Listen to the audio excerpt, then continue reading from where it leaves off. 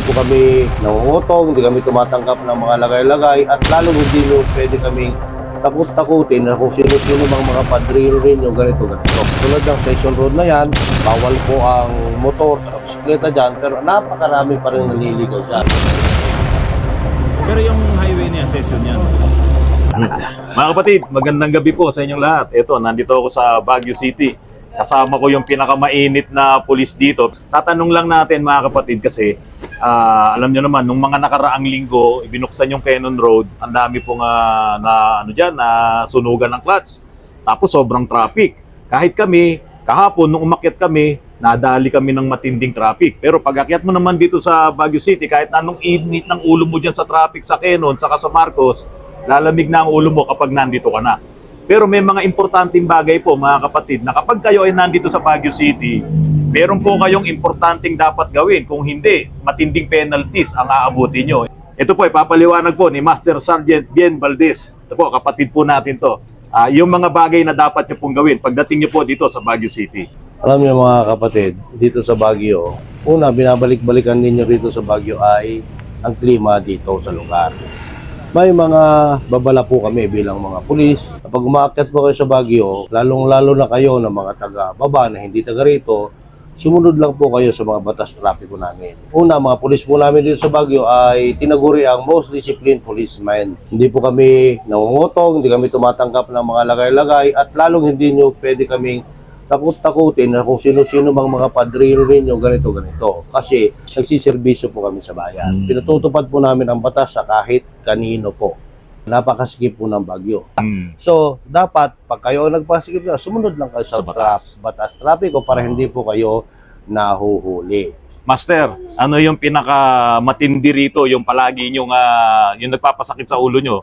Ano yung pinakamatinding mga violations na madalas nyong nahuhuli? Marami po rito yung mga hindi nakakalam sa mga sitwasyon ng kalsada po namin. Tulad ng Session Road na yan, bawal po ang motor at bisikleta dyan, pero napakarami pa rin naliligaw dyan. Bawal pa Lalo na yung mga hindi po taga rito, biglang nagkasundo, umakyat sila sa Baguio, napapadaan po sila dyan sa pinaka-main thoroughfare namin. This is the busiest street in Baguio.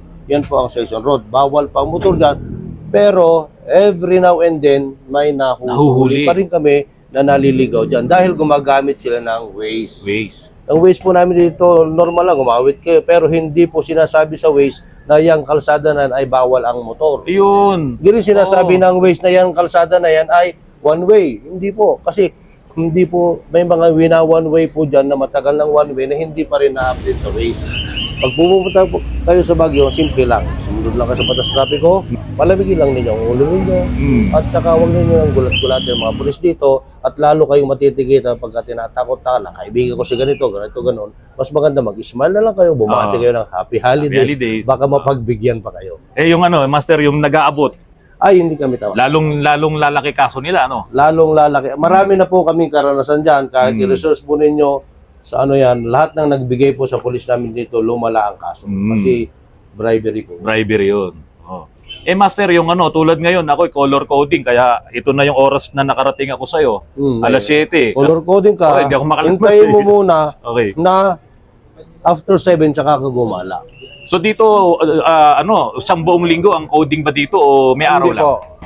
From Monday to Friday lang Friday. po. Sabado kasi, tsaka wala naman na tayong Coding. dadagdag pa na numero. Ito yung holidays, itong Christmas, saka yung New Year, may coding ba yan? Meron po. Hindi po nililip ng city government ang Ayan, coding dito sa Baguio dahil po, una, inyo pong tandaan. Kayo po na nasa baba, outside Baguio, pagka-holiday, nawawala tao.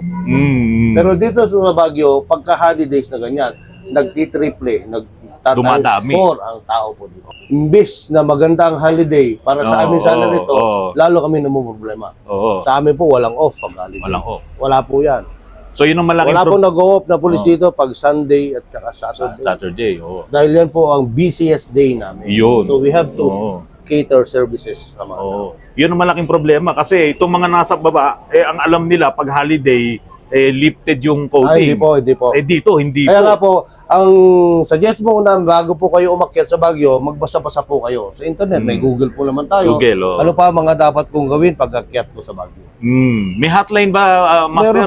Meron po tayo sa website. Sa website. O, bisita Baguio, tignan lang ninyo, tignan nyo, ano bang dapat ko gawin pag pumunta ko ng Baguio, gano'n, no? Eh ngayon, Master, ganun, tulad kanina, coding ako, pumunta ako doon sa lugar na hindi nasasakop ng coding. Ano ba yun. yung mga lugar na yun? Yung lugar na yan po circumferential road.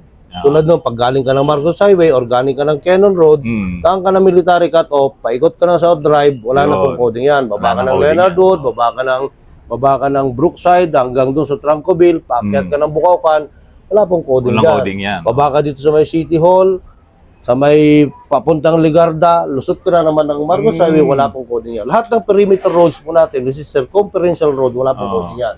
Ang pagpasok mo dito sa Central Business District, Huli ka.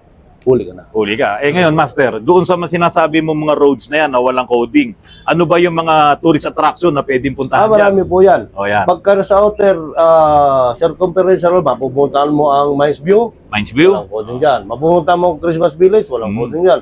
Mapupunta mo ang Camp Janay, walang coding dyan. Right Park. Mapupunta mo ang Red Park, Botanical, walang coding dyan. Ang dami palang mapupuntahan. Mapupuntahan mo ang Stone Kingdom. Hindi pa Wala rin coding sa lugar na Hindi yan. pa namin napuntahan doon. Makakapunta ka sa mostly sa lahat ng mga parks dito na hindi ka mahuhuli sa coding kung alam mo yung daan. Yun. Kasi noong araw, nung bata pa ako, katulad nitong anak ko, may mga tourist guide eh. Eh ngayon kasi wala nang tourist guide, ginagamit nila yung Waze. Eh yung Waze, tulad nung sabi ni Master, bawal pala yung motorsiklo. Ano yan? Session Road. Session Road, bawal DCS motorsiklo. Street, sa Baguio yung Session Road na yan. Bawal po ang motorsiklo. Eh di syempre, mauubos ang ticket mo doon. Eh ang daming mga hindi alam to. At least ngayon, malalaman nila na bawal pala. Ano lang, sort of disciplinary action din namin yung pagtikit na yan at para may disseminate din nila sa kapwa riders nila na huwag kayo pupunta sa Baguio kung nakamotor kayo, nadadaan ko sa Session Road. Mahuhuli. Bawal. Eh yung maingay na tambucho, bawal ba dito? Sa ngayon, medyo hindi pa masyadong pinimplement yan. Pinag-aaralan pa. Kasi una, dapat makabili pa ng gadget. Para masukat ang decibel ng ingay ng motor. May batas na yan, kaya lang hindi pa in-implement masyado dahil nga dun sa question ni Congressman Busita, bakit? May decibel ba yung tenga mo? Nasukat ba ng tenga mo? So, nagbigyan na. Ay, Congressman Busita, kaibigan. Bigyan po namin. Congressman Busita. Congressman, thank you ha. DCPO, mga riding team, marami po kami motor dito. Ay, kaya, Congressman, Baka sakaling makabiyaya po kami ng helmet sa iyo, bibigyan po natin mga riders natin ng helmet. Sir Conperada, ikaw ang malapit dyan kay Congressman. Magkikita tayo, sasabihin natin yan. Marami doon mga kailangan. Nagbago na kasi siya ng helmet eh. Pinalitan niya na yung ano eh. Kasi ang helmet sigurado, pag galing kay Congressman, magandang helmet. Ba, syempre naman. Hindi naman yung mapapitsyogi helmet. Kasi pati yung mga sticker. So ito pa, in general, yung traffic naman dito, ano naman, talagang kaya namang solusyonan. Ano? Wala namang traffic na hindi kayang i-manage. Kaya nga, ang tawag dito is Traffic Enforcement Unit. Ang lahat po ng traffic personnel po natin dito ay magagaling po sa traffic management and control. Yun. Yan po ang talagang minamaster ng mga napupunta sa TEO, yung traffic direction and control. Ibig sabihin, nasa kalsada ka, alam mo paano i-manage. Paano mo i-declag ang traffic, kaano man kaklag yan. Kagabi, Master, nandyan ako sa tapat ng Heritage eh. Nakita ko yung isang pulis natin doon, yung mga nakapark na illegal park doon, tinitikita niya, tapos iniipit niya doon sa wiper. Alas 9 na ng gabi yun. So, ibig sabihin, continuous ang trabaho. Marami po, continuous, 24 hours, round the clock dito. Lalo na dito sa CBD, yung mga illegal parking na hinuhuli talaga. Illegal May parking. mga panggabi dyan na nahuhuli yung mga pulis. Ano, Master, ang pwedeng maging problema nun? Kasi hindi mo alam, nahuli ka pala, natikitan ka, pinaandar mo sa sakyan mo, lumipad yung ticket. So, hindi mo alam, natikitan ka. Anong pwedeng mangyari sa kanila? Ay, pagka ganon, nawala yung ticket mo, pagka na-implement na yung in-endorse LTO yung ticket mo, na-endorse LTO. Magkakaroon ka ng penalty na recorded sa LTO.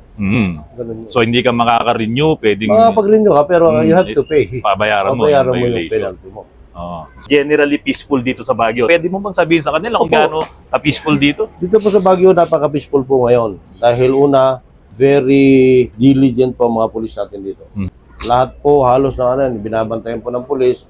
Ang crime rate po namin dito napakababa. Wala pa pong crime dyan na na-hold up halos. Yung ba dahil sa yung mayor natin dito, magaling talaga? Magaling ang mayor. Governance reflect to the result of your Quisino. Ninong ni Rimando yan, di ba? Ninong ni Charlie. Charlie, si Mayor. Eh yun, Mayor, si Alex Buray, kinukumusta ka po? Baka mapanood mo, yung taga-CDO. Eh yun, Master, meron pa akong isang itatanong. Tulad ngayon, maraming mga bisita dito sa Baguio. Eh parang meron yata tayong isang medyo hindi natin maso-eto. Ano ba yung mga galing sa ibang lugar na yan? May mga pagkaganyan po, observation lang po namin at saka naka-record po yan na tuwing Biyernes po ng hapon hanggang Linggo na po yan ng gabi, marami pong nadudukutan dito. Yun. Kasi yan din ang pag-akyat ng mga mandurukot. Yan din yung pag-operate nila, siyempre busy mga tao, maraming tao, mas marami silang bibiktima. Ayun. Anong may papayo mo doon sa mga... Kaya nga po, bantayan natin ang ating sarili, kaya nga lagi namin sinashout dyan sa mga tambuli namin, sa mga mic, megaphone po namin na pagka naglalakad po kayo sa mataong lugar, siyempre, ang wallet na ilagay nyo sa harap na bulsa. Safety precautions po yun. Kasi una, wala namang mandurukot sa harap. Walang mandurukot sa harap. Alam ko, alam mo yung dudukot ang harap. Iba yung kakilala mo yun. Okay, baka misis mo na yun. Baka misis mo na. Misis mo na yung tumukot sa wallet mo sa harap at pinang-shopping na niya yung pera. Pero, sa likod, automatic yan. Dapat, Automatic. laging ganon. Bantayan natin ang ating sarili, lalo na pag nandiyan sa mataong lugar. Master, meron pang isa, yung mga... Ayan, lalo na maninigarilyo. Kung sa lugar ninyo, free kayong manigarilyo sa kalsada ninyo, dito hindi po. Kahit beef po dito, hinuhuli po namin at magmumulta po kayo ng karampatang penalty. Magkano multa, Master? Ang first offense dito ay 1,000, di ba? 1,000. 1,000. Second offense, magtataas na yun. Hanggang Magtataas sa na yun. tumaas na. Oo.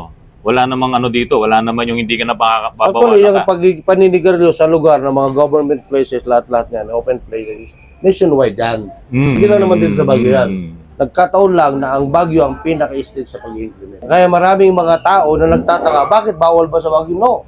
Bawal sa lahat ng lugar yan. Actually, dito lang sa Baguio, ganun kami kahigpit. Meron pang isa, Master. Meron pa dito yung mga sumasakay ng taxi, gusto nilang punuin yung taxi, nakikipag-away pa. Ilan ba talaga ang sakay ng taxi Seating dito? capacity ng taxi is 5 lang kasama ang driver. 5 kasama driver. So, dapat 4 lang. 4 lang. 3 sa likod, isa sa harap. Eh, iba may nakikipag-away pa eh. Hindi natin na. Kasi violation din yun. Pag Violation nahuli, din yun. kawawa. Magmumulta yung taxi driver. Kasi ikaw ang manager ng sakyan mo, maging sa mga babaan, sa mga pagpaparan, sakayan, dapat ikaw masusunod, hindi yung pasahero. Kahit yung mga Innova na yan, 5 pa rin ang laman yun. Ano ba yung pinaka-the best na pumunta ka ng Baguio na ma-enjoy mo? Kasi kung sasabay ka dito sa New Year, sa mga ano yung the best na gusto mong enjoyin talaga ang Baguio? Yung hindi matraffic. Lahat ng panahon naman dito, mag-enjoy ka. Depende sa tayo. Kaya lang, ang pinakamasayang panahon dito, syempre, yung Yuletide season, tulad yan, Pasko. Traffic Hindi ka makaikot So, may mga pamamaraan dyan. Diba? Kung problema mo traffic, ba't ka magdadala sa sakyan? Pwede ka namang maglakad lang. Hindi ka mapapagod dahil malamig naman yung lalakaran. Nakapag-exercise ka pa. Diyan daw sa Quezon ngayon, ang traffic ay hanggang saan na? Nasa Leon na ba? Kanina, ang buntot niya nasa Lion's Head. Oo. Paakyat yun. Paakyat dito. So, maraming nasisiraan. Meron ba tayong motorist assistance? Marami tayong nakalatag dyan ng motorist assistance. Meron sa PNP, meron sa DPWH, meron dyan. Pero ano may papayo mo sa pa kanila? lang, bago kayo umakyat, dapat pag-aralan niyo yung mga driving skills ninyo. Karamihan po naging problema dyan, pag akyat ng Baguio, nasusunugan po ng clutch. Kahit automatic po sakyan ninyo, masusunog pa rin ang clutch. Manual. Once kasi na nilaro mo, naka-engage ang clutch mo, tagal mo nakatutok na ganyan, masusunugan. Dapat ginagamit nila yung handbrake every abante. Brake, okay, no? Neutral, gano'n. Yan ang yung problema dyan. Napakarami po niyan. Marcos Highway, Quezon Road, nasusunugan sila ng clutch. Nakapila sila sa gilid, ayaw nang gumalaw na sa kanila kasi sunog na ang clutch.